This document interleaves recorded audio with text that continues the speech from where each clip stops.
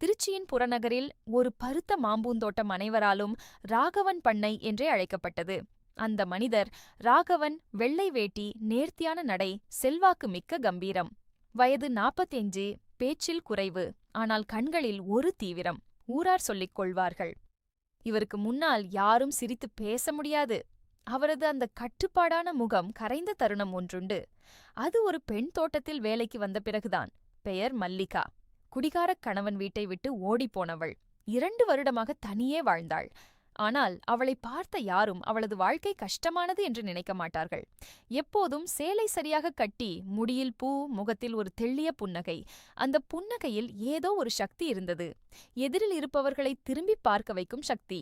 முதல் நாள் வேலைக்கு வந்தபோதே ராகவன் அவளை கவனித்தார்.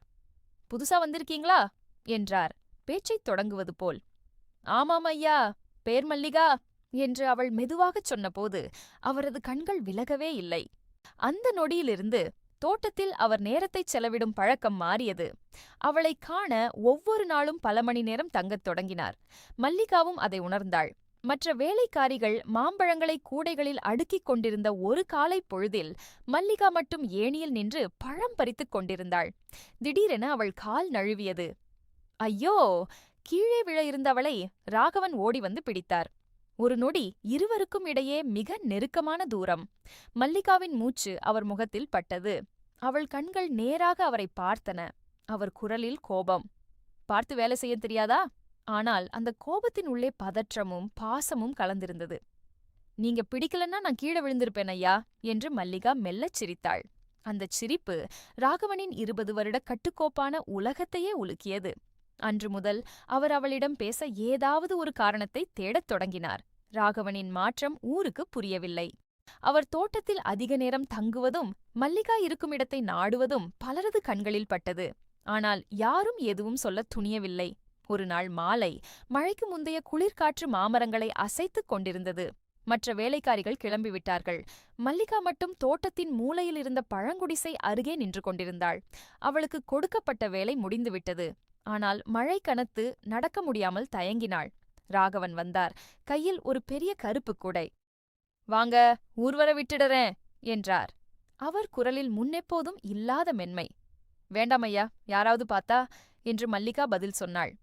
யாருக்காக நீ பயப்படணும்? எனக்கு மட்டும் இல்லையா என்று கேட்டுவிட்டு அவளை நோக்கி ஒரு அடி எடுத்து வைத்தார். இருவரும் ஒரே குடையின் கீழ் நடந்தார்கள். மழைக்காற்று பலமாக அடித்தது. மல்லிகாவின் கை தற்செயலாக அவரது கையைத் தொட்டது. அந்த ஒரு தொடுகை இருவரையும் நிறுத்தி வைத்தது. சில வினாடிகள் மழை தூறல் மட்டும் கேட்டது. ராகவன் மெதுவாக பேசினார். மல்லிகா, நான் உன்னை பார்க்காத நாள் இல்லை இப்போ. அவள் முகத்தில் ஒரு சிறு புன்னகை. அதுக்கு நான் என்ன செய்யணும் ஐயா? நீங்க சிரிப்பதை நிறுத்துங்க. அது முடியாது. இந்த பதிலின் எடையை இருவருமே உணர்ந்தார்கள். மல்லிகா நகர முயன்றாள். ஆனால் ராகவன் அவள் கையை பிடித்தார். அவள் இதயம் படபடத்தது. ஒரு விஷயம் கேட்கட்டுமா என்றார் அவர். கேளுங்க. நான் உன்னை இவ்வளவு நினைக்கிறேன், உனக்கு எதுவும் தோணலையா? மலைச்சரிவில் மழைத்துளிகள் விழும் சத்தம் மட்டும் கேட்டது. மல்லிகா தலையை நிமிர்ந்து நேராக அவர் கண்களை பார்த்தாள். தோணாம இருந்திருந்தா இவ்வளவு நேரம் இங்க நின்னுருக்க மாட்டேன் ஐயா. அந்தச் சொற்களை கேட்டதும் ராகவனின் கண்களில் ஒளி பரவியது. அவரால் மகிழ்ச்சியை மறைக்க முடியவில்லை. மழையில் இருவரும் அப்படியே நின்றார்கள், உலகத்தை மறந்து. அன்று முதல் ராகவனுக்கும் மல்லிகாவுக்கும் இடையே ஒரு அமைதியான ஒப்பந்தம் ஏற்பட்டது.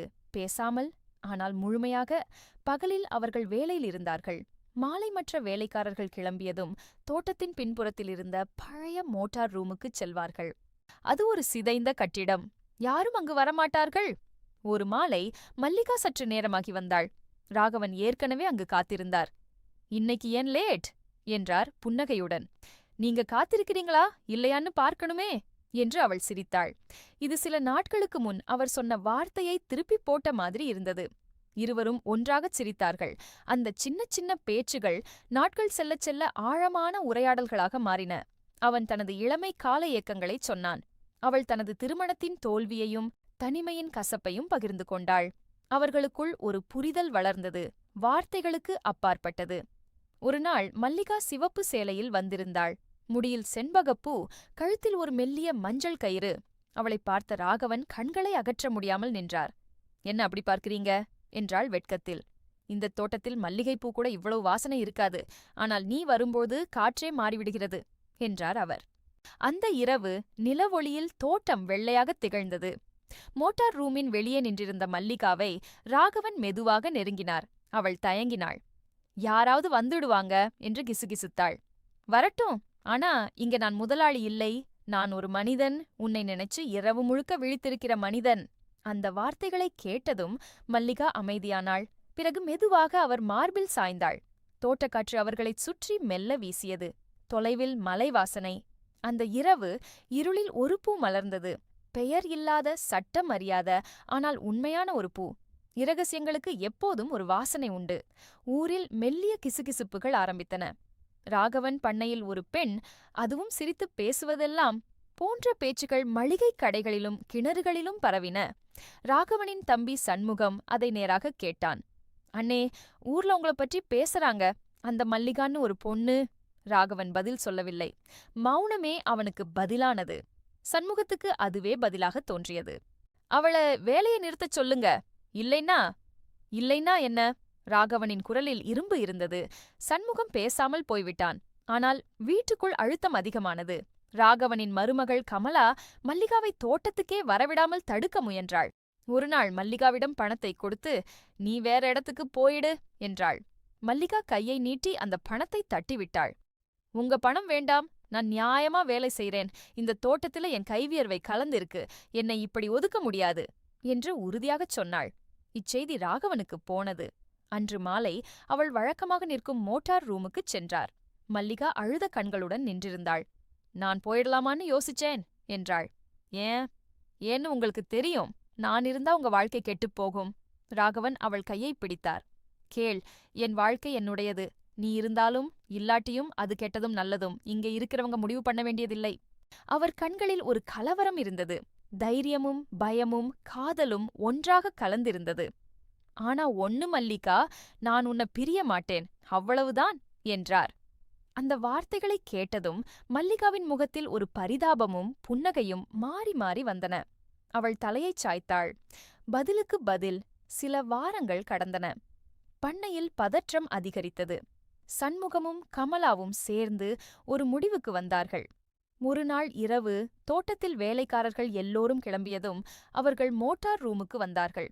உள்ளே என்ன நடக்கிறது என்பதை தாங்களே கண்கூடாக பார்க்க வேண்டும் என்று விரும்பினர். ஆனால் அன்று மல்லிகா அங்கு இல்லை. ராகவன் மட்டும் தனியாக உட்கார்ந்திருந்தார். அவர்களை பார்த்ததும் எழுந்திருக்கவில்லை. அமைதியாகச் சொன்னார். நீங்க வந்துட்டீங்களா? நல்லது. இத பத்தி தான் இப்போ பேசணும். என்ன பேச்சு அண்ணே? சண்முகம் கேட்டான். மல்லிகாவை நான் கல்யாணம் பண்ணிக்கப் போறேன். அறையில் ஒரு கூச்சல் இல்லாமல் போனது. கமலாவின் முகம் வெளிரியது. உங்களுக்கு மனசு இல்லையா? ஊரெல்லாம் குழந்தைகளுக்கு. என் குழந்தைகள் பெரியவங்க. அவங்க வாழ்க்கை அவங்க கையில. நான் 45 வருஷம் இந்த குடும்பத்துக்காக வாழ்ந்தேன். இப்போ எஞ்சிய நாளை நான் நினைச்ச மாதிரி வாழப் போறேன் என்று சாதாரணமாகச் சொன்னார். சண்முகத்துக்கு கோபம். சட்டப்படி தம்பதி சட்டம். அண்ணே, இதெல்லாம். நான் சட்டத்துக்கு பயப்படவில்லை. நான் பயப்படுவது என் மனசாட்சிக்கு மட்டுமே என்றார் ராகவன். இதற்கிடையில் வெளியில் ஒரு நிழல் நகர்ந்தது. மல்லிகா அங்கு நின்று கொண்டிருந்தாள். அவள் கண்களில் கண்ணீர். ஐயா, வேண்டாம். நான் உங்களை நெருங்கி வந்தது தப்பு. நான் இந்த ஊரை விட்டே போயிடறேன் என்று கத்தினாள். ஆனால் ராகவன் அவளை நோக்கி நடந்தார். அவள் கண்ணீரைத் துடைத்தார். நீ போக வேண்டாம். நான் வருகிறேன். நீ விரும்பினால் நாம் பக்கத்து ஊரில் புது வாழ்க்கை ஆரம்பிக்கலாம். என்னிடம் கொஞ்சம் பணம் இருக்கு. ஒரு சிறிய நிலம் வாங்கலாம். மாமரங்களை நடலாம். நீ விரும்பியா? சில வினாடிகள் மல்லிகா அழுதாள். பிறகு மெதுவாகச் சிரித்தாள். ஆமாம், நான் விரும்புகிறேன். அவர்கள் இருவரும் கையை பிடித்துக்கொண்டு அந்த மோட்டார் ரூமை விட்டு வெளியேறினார்கள்.